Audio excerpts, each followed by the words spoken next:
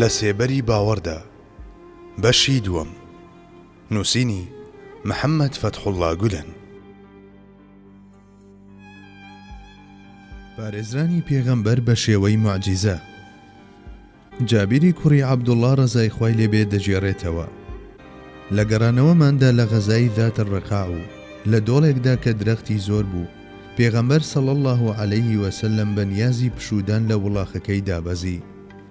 خەڵکەکەش لە سێبەری درەختەکاندا باریان خست. پێغەمبەری خوا صلی الله علیه وسلم شمشێرەکەی بە دەربەڕوویەکدا هەڵواسی و لە ژێریدا دانیشت. پاشکەمێک دەنجی پێغەمبەرمان بیست بانگی دەکردین. کاتێک چوین بینیمان عەرەبێکی دەشتەچی مشتێک لەلایەوە دانیشتووە. پێغەمبەری خوا فەرمووی ئەم عەرەبە دەشتەچیە کاتێک من لە خەودا بووم هاتووە و شمشێرەکەی منی هەڵگرتووە و لە کێلانەکەی دەری هێناوە. کاتێک بە خەبەر هاتم دەبینم شمشێرەکەی بەدەستیەوەیە و پێم دەڵێ ئێستا لە من دەترسیت؟ وتم نەخێر ناترسم. وتی ئێستا چێ لە زیانی من دەتپارێزێ؟ وتم ئەڵڵا. لەو کاتەدا جیبریل مشتێکی لەسەر سنگی سرەواند و شمشێرەکەی لە دەست کەوتە خوار. پاشان من شمشێرەکەم هەڵگرت و پێم وت ئەی ئێستا چێ لە دەستی من دەتپارێزێت؟ وتی کەس نامپارێزێت. جارێکیان ئەبوو جەهل پرسی ئێستاش محەممەد ڕوو لە زەوی هەڵدەسوێت؟ مەبەستی لە سوزدەیە؟ وتیان بەڵێ.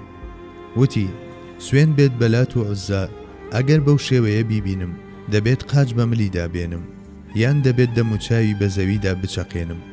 پاشکەمێک بەم نیازە لە پێغەمبەری خوا صلی الله علیه وسلم کە لە نوێژدا بوو نزیک بووەوە، بەڵام لە ناکاو بینیان بەجێی هێشت و گەڕایەوە. لێیان پرسی چیت بەسەر هاتووە؟ وتی بەڕاستی لە نێوان من و ئەودا خەندەقێکی ئاگرین و شتێکی ترسناک و هەندێک باڵ هەن. پێغەمبەری خوا صلی الله علیه وسلم فەرمووی ئەگەر لێم نزیک ببوایەتەوە مەلائیکەتەکان پارچە پارچەیان دەکرد. حەزرەتی عائیشە ڕەزای خوای لێبێ دەجێڕێتەوە. پێغەمبەر صلی الله علیه وسلم هەتا ئایەتی والله یعصمک من الناس دابەزی لەلایەن هاوڵەکانیەوە دەپارێزرا. دوای نازڵبوونی ئەم ئایەتە پێغەمبەری خوا فەرمووی ئەی خەڵکینە بڵاوەی لێ بکەن ئیتر پەروەردیگارم دەمپارێزێت. گیرابوونی دوعاکانی پێغەمبەر. ئەنەسی کوڕی مالیک ڕەزای خوای لێبێ دەجێڕێتەوە. ڕۆژێکی جومعە کاتێک پێغەمبەر صلی الله علیه وسلم وتاری دەدا، پیاوێک هات و وتی ئەی پێغەمبەری خوا باران نابارێ، دوعامان بۆ بکە خوا بارانمان بۆ ببارێنێت. پێغەمبەری خوا صلی الله علیه وسلم یەکسەر دوعای کرد. هێندەی نەبرد باران بەسەرماندا دای کرد. بە جۆرێک خەریک بوو نەگەینەوە بە ماڵەکانمان هەتا جومعەی داهاتوو باران بەردەوام بوو. جومعەی داهاتوو هەمان پیاویان یەکێکی تر هەستایە سەر پێوتی ئەی پێغەمبەری خوا دوعا بکە خوا ئەم بارانەمان لەسەر هەڵبگرێت و بیبات بۆ جێگایەکی دی. پێغەمبەر فەرمووی خوایە گیان لە دەوروبەرمان بیبارێنە نەک بەسەرماندا. سوێن بەخوا بینیم هەورەکان بەڕاست و چەپدا پارچە پارچە بوون و کاتێک دەوروبەری مەدینە بارانی بەسەردا باری مەدینە باران نەیگرتە بووەوە. عەبدوڵڵای کوڕی عومەر ڕەزای خوای لێبێ دەجێڕێتەوە. پێغەمبەری خوا صلی الله علیه وسلم بەم جۆرە دوعای کرد خوایە گیان بە یەکێک لەو دوانە ئەبوو جەهل و عومەری کوڕی خەتاب کامیان لای خۆت خۆشەویسترە ئیسلام سەربەرز بکە.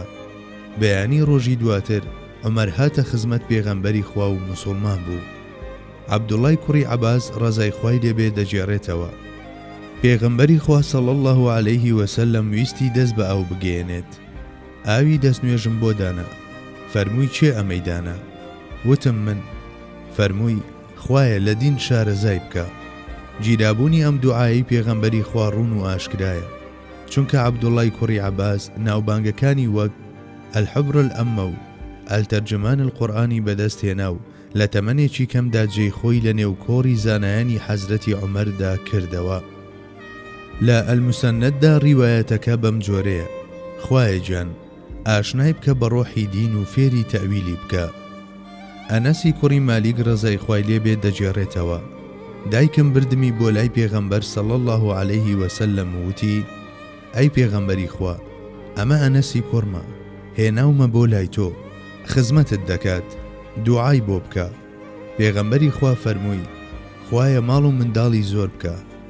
سوێن بێت بەخوا ماڵم زۆر زۆرە، ژمارەی منداڵ و نەوەکانیشم نزیکەی 100 کەس دەبن. ئەنەسی کوڕی مالیک ڕەزای خوای لێبێ دەجێڕێتەوە.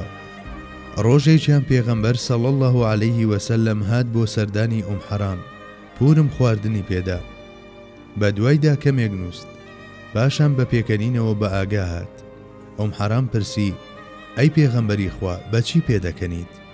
فەرمووی: لە خەونمدا کەسانێکم پیشاندرا بە وێنەی پادشاکان تەختیان لەسەر ڕووی فراوانی دەریاکان هەڵدا بوو، خەریک بووم بەرەو جەنگی دەریاکان دەڕۆیشتن، بەوە پێکەنیم.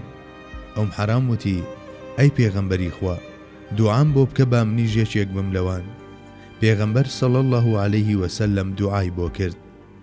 ئەنەسی کوڕی مالیک دەڵێت کاتێک معاویەی کوڕی ئەبوو سوفیان والی شام غەزای بۆ سەر قوبرس ڕێخست، حەرامیش لەگەڵیان سواری کەشتی بوو. کاتێک پەڕینەوە بۆ وشکانی، لە وڵاخەکەی کەوتە خوارەوە و شەهید بوو.